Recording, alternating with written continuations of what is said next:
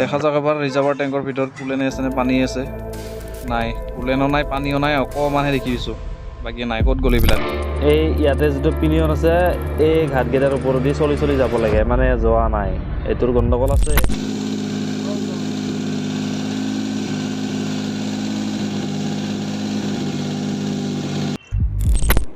Hey guys, welcome back to my YouTube channel The Car Care. বহুত দিন হৈ গ'ল আপোনালোকক মই ভিডিঅ' দিব পৰা নাছিলো বিকজ ৱৰ্কশ্বপত কাম বহুত কাম কৰা মানুহ কম এতিয়াৰ পৰা দুজনকে কাম কৰা নতুন ষ্টাফ আহি গ'ল মোৰ ভিডিঅ' বনাব আৰু ইজি হ'ব আৰু মই চেষ্টা কৰি যাম আজিৰ পৰা যাতে আপোনালোকক ভিডিঅ' দি থাকিব পাৰো তো গাইজ দেৰি নকৰো পটাপট ৱৰ্কশ্বপলৈকে যাওঁ আজি দিনটোত কি কি কাম হ'ব গৈ আছে তো গোটেইখিনি আপোনালোকক যিমানখিনি পাৰো সম্ভৱ হয় মই আপোনালোকক দেখুৱাবৰ কাৰণে চেষ্টা কৰি যাম তো গাইজ ভিডিঅ'টো স্কিপ নকৰাকৈ শেষলৈকে চাই থাকিছোঁ এই দৰ্জাখন ৰং কৰিব বাকী আছে পটিনৰ কাম হৈ গৈছে WagonR LX হয় 2009 মডেল যোৱাকালিৰ পৰা গাড়ীখন পেইণ্টিং হৈ আছে পেইণ্টিঙৰ কামখিনি আজি কমপ্লিট হৈ যাব এইখন আজি ডেলিভাৰী হ'ব তো এই দৰ্জাটোত এটা ডেণ্টিং আছিলে মানে ডেণ্ট এটা পৰিছিলে গাড়ী লগাইছিলে তো এতিয়া বৰ্তমান গাড়ীখনৰ পেইণ্টিঙৰ কাম চলি আছে এতিয়া গাইজ মই নেক্সট দেখুৱাই আছোঁ B6 Bolero new model Bolero এই গাড়ীখনত foot step side foot step লাগি অহা নাই তো আমি মাহিন্দ্ৰাৰ অৰিজিনেল ছাইড ফুট ষ্টেপ মঙাইছোঁ আৰু বৰ্তমান পেকিং খুলি আছে এইটো ইনষ্টল হ'ব এইখন বলেৰত এই বলেৰোখনত এইটো কাম হোৱাৰ পিছত নেক্সট আৰু কি কাম হ'ব মই দেখুৱাই আছোঁ আপোনালোক মিনাল চকেটাৰ ওপৰত এইটো কিন্তু খোলা কিন্তু মুস্কিল হ'ব ইয়াতে কিবা লগা কিবা ব্ৰেকৰ চেকলত ঢালি পেলাই থৈ দেই নহ'লে দেখা পাইছা কেনেকুৱা মামৰ লাগিছে চা এইটো খোলা মুস্কিল আছে নেক্সট গাইজ এইখন এল্টো অল্ড মডেল LX এইখনত বহুত কিবা কিবি কাম হ'ব গৈ আছে যেনে ধৰক আপোনাৰ চাওক টেপিট কভাৰ গাস্কেটটো বেয়া হৈ গৈছে টেপিট কভাৰ গাস্কেটৰ পৰা এইবিলাক অইল লাহে লাহে মানে বহুত বেছি লিকেজ কৰি আছে তললৈকে গোটেই জিকি গৈছে এইবিলাক অইল ওলাই পেলাই মানে ইঞ্জিন অইল লিকেজ কৰি আছে বাকী ইঞ্জিন অইলৰ কণ্ডিশ্যনটো ভালে আছে ইঞ্জিন অইল চেঞ্জ নকৰিলেও হ'ব ৰিচেণ্টলি ইঞ্জিন অইল চেঞ্জ আছে এই গাড়ীখনত আৰু বাকী কি কাম হ'ব গৈ আছে মই দেখুৱাই আছোঁ চাব ফ্ৰণ্ট চকেট যাবাৰ দেখিছে লিকেজ চাৰিটা চকেট যাবাৰে চেঞ্জ হ'ব এইটো এটা লিকেজ আৰু ব্ৰেক শ্বু কণ্ডিশ্যন চাওক ব্ৰেক শ্বু এই দেখিছে চাওক ব্ৰেক শ্বু এনেকৈ ওলাই গৈছে তো ব্ৰেক শ্বু চেঞ্জ হ'ব হুইল চিলিণ্ডাৰ কাম নকৰে হুইল চিলিণ্ডাৰটো ভিতৰৰ পৰা জাম হৈ আছে তো এইটো এটা চেঞ্জ হ'ব দুটা হুইল চিলিণ্ডাৰ ব্ৰেক শ্বু আৰু চকেট যাবা চাৰিটা চেঞ্জ হ'ব ইয়াতে চাওক চাৰিটা চকাৰে খোলা হৈ গৈছে এইকেইটা হৈছে ৰিয়াৰ চকাৰ অল্টো বুলি লিখা আছে চাওক মাৰুতি চুজুকি জেনুইন চকাৰে আমি মঙাইছিলোঁ মাৰুতি চুজুকিৰ পৰা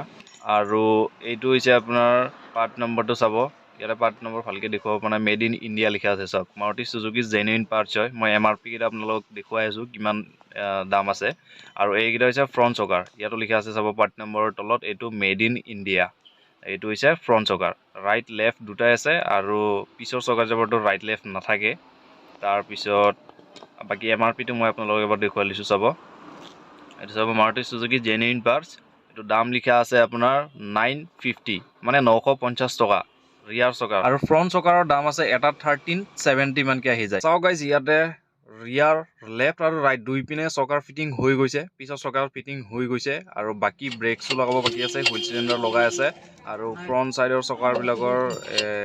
মাউণ্টেইন আহি পোৱা নাই বাকী মাউণ্টেইন আহি পালে ফ্ৰণ্ট চকাৰবিলাক ফিটিং হৈ যাব বাকী কাম মোটামুটি আগবাঢ়িছেই প্ৰথমতে দেখুওৱা WagonRখনৰ যিটো পেনেল পেইণ্টিং আছিলে তাত চেক পটিং লগাব বাকী আছিলে চেক পটিং লগাৰ পিছত এতিয়া প্ৰাইমাৰ এপ্লাই কৰি আছে প্ৰাইমাৰ এপ্লাই হোৱাৰ পিছত ফাইনেল পেইণ্ট এপ্লাই কৰিব গতিকে এই গাড়ীখনৰ পেইণ্টিঙৰ কামখিনি মই আপোনাক দেখুৱাই থৈ দিলোঁ পেইণ্টিং মোটামুটি কমপ্লিট হ'ব হৈছে আৰু তো এই গাড়ীখন আজি যেনেকৈ নহওক ডেলিভাৰী কৰিব লাগিব তো এই গাড়ীখনৰ পেইণ্টিঙৰ কাম চলি আছে গাইজ B6 বলেৰোখনৰ ফুট ষ্টেপ লগোৱা কমপ্লিট হৈ গৈছে এতিয়া নেক্সট বাকী থাকিলে কেইখনমান এলাইনমেণ্ট আৰু হুইল বেলেঞ্চিঙৰ গাড়ী আছে প্ৰথমতে সেইকেইখন ৰেডি কৰি উলিয়াই দিওঁ তাৰপিছত নেক্সট আৰু কি কাম হ'ব গৈ আছে মই আপোনালোকক দেখুৱাই আছোঁ দে মিনাল যোৱা এল্টো ওলোৱা আৰু কেটেন লগোৱা এই RPM টো যা যা ভাই সাহাব কি কৰিলি এটা এডজাস্টেবল নহ'লে তো ভাঙি গ'ল এতিয়াই এই তই ড্ৰাইভাৰ না স্ক্ৰু ড্ৰাইভাৰ থৈ দে ওলাই যাব এইখন গাইজ এতিয়া বাকী আছে এইখন কেটেনৰ হুইল এলাইনমেণ্ট বেলেঞ্চিং হৈ গৈছে কৰা বাট এলাইনমেণ্টটো ৰখি আছিলে গাড়ী থকাৰ কাৰণে তো এতিয়া এলাইনমেণ্টটো কৰি পেলাই এইখন ওলাই দিওঁ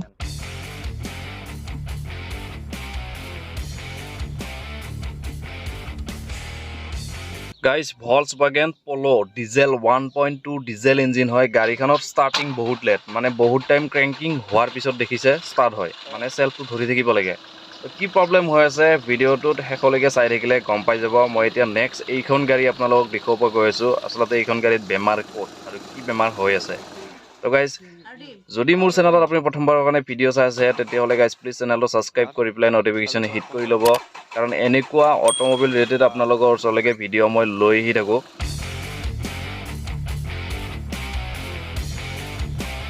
ओ भाई साहब मेरे को थोड़ा अंदर जाने दे तो अपना पिछवाड़ा संभाल ओ भाई साहब अरे भाई रास्ते से हट जाना मेरे को थोड़ा अंदर जाने दे भाई हाँ तू यहाँ से निकल जा मेरे को अंदर जाने दे थोड़ा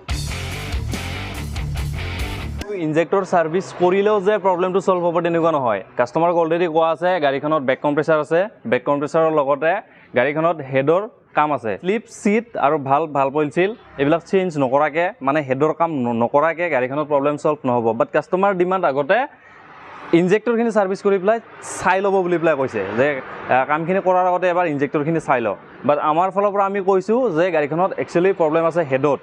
যদি গাড়ীখনৰ হেডৰ কাম হয় তেতিয়াহ'লে নেক্সট ভিডিঅ' হয়তো আপোনালোকৰ ওচৰলৈকে মই লৈ আহিব পাৰোঁ হেডৰ কাম কৰা মানে ইঞ্জিনৰ কাম কৰা ইঞ্জিন যদি খোলা হয় তো তাৰে আগতে কৰিব গৈছোঁ ইনজেক্টৰ সাৰ্ভিস তো ইনজেক্টৰ খুলি পেলাই কাষ্টমাৰক পঠাই দিম তো দেৰি নকৰোঁ ইনজেক্টৰকেইটা খুলিব লাগে চলো মিনাল উঠা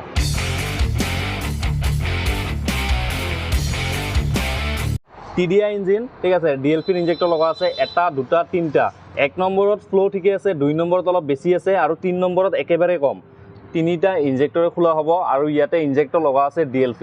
ইনজেক্টৰ কেইটা খোলা লৈকে তেতিয়ালৈকে গাইছ মই দেখুৱাও চাওক এই WagonRখনৰ যিখন দৰ্জা পেইণ্ট আছিলে তো পেইণ্টিঙৰ কাম কমপ্লিট হৈ গৈছে তো পেইণ্টিঙৰ ফিনিচিংটো চাওক এবাৰ লগতে গাইছ আপুনি জানিবৰ কাৰণে মই কৈ দিওঁ গাড়ীখনত ডেন্টিং কৰিছিলে মানে ডেন্ট ক'ত পৰিছিলে চাওক মই ফটো দেখুৱাইছোঁ এইটো কাষ্টমাৰে হোৱাটছএপ কৰিছিলে তো ইয়াতে এনেকুৱা ডেন্ট আছিলে আৰু লগতে কৈ দিওঁ কমেণ্ট কৰি পেলাই জনাব নাপাহৰিব পেইণ্টিঙৰ ফিনিচিং কেনেকুৱা লাগিছে আপোনাৰ